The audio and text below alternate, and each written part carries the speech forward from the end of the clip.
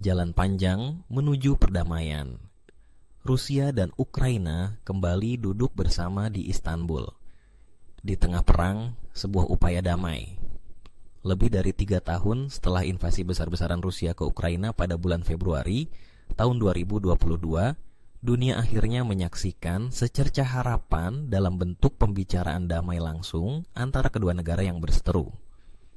Pertemuan kedua yang berlangsung di Istanbul, Turki, menandai momen penting dalam upaya diplomatik untuk mengakhiri konflik bersenjata paling mematikan di Eropa sejak Perang Dunia Kedua. Namun, harapan itu dibayangi oleh kenyataan pahit. Kedua pihak, baik Moskow maupun Kiev, masih berada di posisi yang sangat berjauhan dalam hal tuntutan dan pandangan tentang perdamaian. Bahkan ketika pembicaraan dimulai, pertempuran di garis depan justru meningkat. Konteks pertemuan, dari perang ke negosiasi. Pertemuan di Istanbul merupakan putaran kedua pembicaraan damai langsung antara Rusia dan Ukraina sejak dimulainya invasi. Yang pertama berlangsung pada bulan Mei tahun 2025 dan hanya menghasilkan pertukaran tahanan terbesar selama konflik, tanpa ada kesepakatan damai atau bahkan gencatan senjata.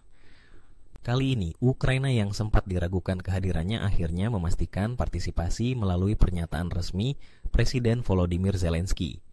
Ia menunjuk Menteri Pertahanan Rustem Umerov sebagai pemimpin delegasi Ukraina. Dari pihak Rusia, delegasi dipimpin oleh Vladimir Medinsky, penasihat Kremlin dan tokoh senior dalam tim negosiasi Moskow. Perang dan negosiasi paralel yang sengaja diciptakan. Kedua belah pihak tampaknya menyadari bahwa perang dan diplomasi kini berjalan secara paralel. Vladimir Medinsky bahkan mengutip Napoleon Bonaparte dalam komentarnya setelah putaran pertama, bahwa perang dan negosiasi seharusnya dilakukan bersamaan. Hal ini tercermin nyata ketika di malam menjelang pertemuan, Ukraina meluncurkan salah satu serangan udara paling ambisiusnya, menargetkan pangkalan militer Rusia di Siberia serta pangkalan strategis lainnya. Sebagai balasan, Kremlin meluncurkan 472 drone ke wilayah Ukraina. Jumlah serangan malam hari terbesar sepanjang perang. Fakta ini memperkuat kesan bahwa kedua pihak belum melihat pembicaraan sebagai akhir dari konflik, melainkan sebagai alat tekanan tambahan. Posisi Amerika Serikat, dukungan bersyarat. Amerika Serikat yang selama ini menjadi pendukung utama Ukraina secara militer dan ekonomi juga menyuarakan kekhawatiran. Presiden Donald Trump menuntut agar kedua negara segera mencapai kesepakatan damai. Gedung Putih bahkan memperingatkan bahwa Amerika Serikat akan menarik diri dari perang ini apabila Ukraina dan Rusia dinilai terlalu keras kepala untuk mencapai kompromi.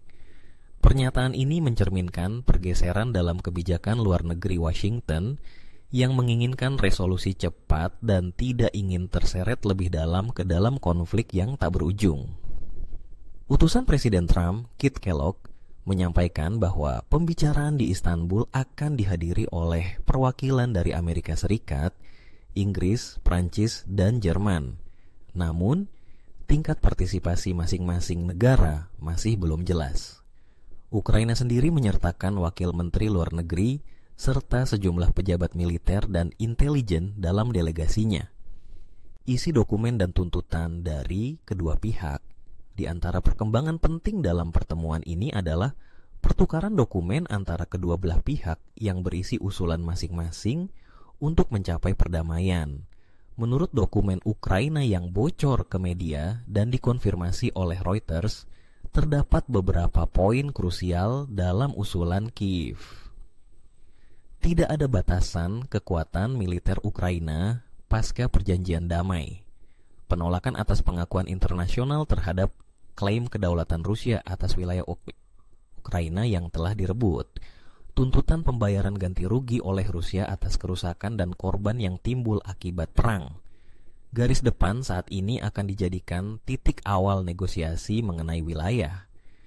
Poin-poin ini menunjukkan bahwa Ukraina menginginkan kesepakatan damai tanpa menyerahkan hak-haknya sebagai negara berdaulat.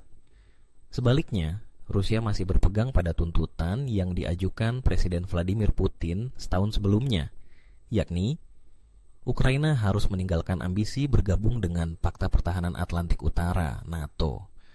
Ukraina harus menarik seluruh pasukan militernya dari 4 wilayah yang diklaim Rusia: Donetsk, Luhansk, Zaporizhia, dan Kherson. Dengan posisi yang sangat kontras seperti ini, tidak mengherankan apabila negosiasi berjalan alot dan belum memperlihatkan titik temu.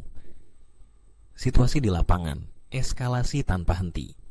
Di tengah upaya negosiasi, medan perang tetap menyala. Rusia kini menguasai sekitar 1/5 wilayah Ukraina, atau sekitar 113.100 km persegi, setara dengan wilayah negara bagian Ohio di Amerika Serikat. Invasi yang dimulai sejak tahun 2022 telah menewaskan dan melukai lebih dari 1,2 juta orang menurut data dari Washington. Ukraina terus menunjukkan keteguhan militernya, bahkan memperluas jangkauan serangan hingga ke wilayah Siberia yang jauh di belakang garis musuh. Sebaliknya, Rusia masih mempertahankan taktik pemboman masif menggunakan drone dan rudal, terutama terhadap infrastruktur sipil dan energi Ukraina.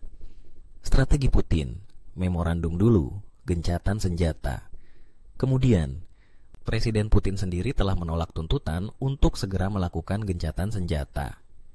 Sebaliknya, ia menyatakan bahwa Rusia akan merancang memorandum terlebih dahulu yang menguraikan kerangka umum perjanjian damai sebelum membicarakan penghentian permusuhan. Pihak Ukraina mengonfirmasi bahwa mereka belum menerima draft resmi dari pihak Rusia.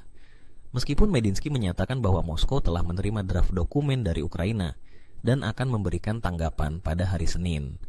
Langkah ini mencerminkan pendekatan khas Moskow yang cenderung menahan waktu dan menunggu kondisi lebih menguntungkan sebelum melakukan konsesi. Peran Turki dan Istanbul sebagai panggung diplomasi pemilihan Istanbul sebagai lokasi pembicaraan bukanlah kebetulan. Turki, sebagai anggota NATO yang memiliki hubungan baik dengan kedua belah pihak, telah lama menawarkan diri sebagai mediator netral. Presiden Recep Tayyip Erdogan sendiri telah mengupayakan berbagai inisiatif perdamaian sejak awal perang, termasuk perjanjian ekspor gandum Laut Hitam yang berhasil tercapai tahun lalu. Atmosfer di Istanbul mencerminkan harapan, namun juga ketegangan. Banyak analis menyebutkan bahwa keberhasilan pertemuan ini bukan hanya ditentukan oleh isi dokumen, melainkan oleh niat politik di baliknya. Tantangan besar di depan. Meski pertemuan ini merupakan langkah positif dalam hal komunikasi, jalan menuju perdamaian masih panjang. Kepercayaan antara kedua pihak nyaris tidak ada, sementara luka perang terus menganga. Klaim wilayah, permintaan ganti rugi, dan status aliansi militer Ukraina adalah isu-isu sensitif yang membutuhkan kompromi besar dari salah satu atau kedua belah pihak. Di sisi lain, tekanan dari dunia internasional semakin kuat. Uni Eropa mengalami dampak ekonomi akibat konflik yang berkepanjangan, sementara Amerika Serikat dihadapkan pada dilema politik domestik menjelang pemilu presiden. Semua faktor ini menambah kompleksitas diplomasi. Harapan di tengah kerapuhan pertemuan di Istanbul tidak serta-merta akan mengakhiri perang, tetapi merupakan titik awal penting untuk proses panjang yang mungkin akhirnya membawa perdamaian ke Eropa Timur.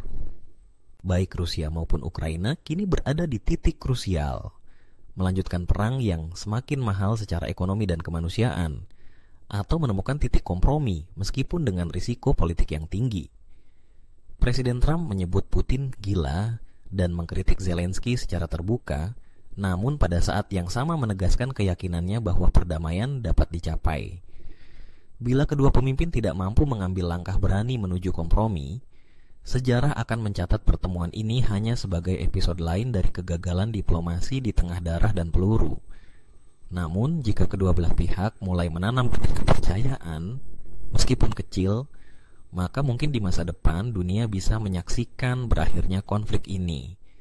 Istanbul bisa menjadi kota tempat dunia menyaksikan bab baru perdamaian, atau hanya satu halaman lagi dari tragedi panjang yang terus berlangsung.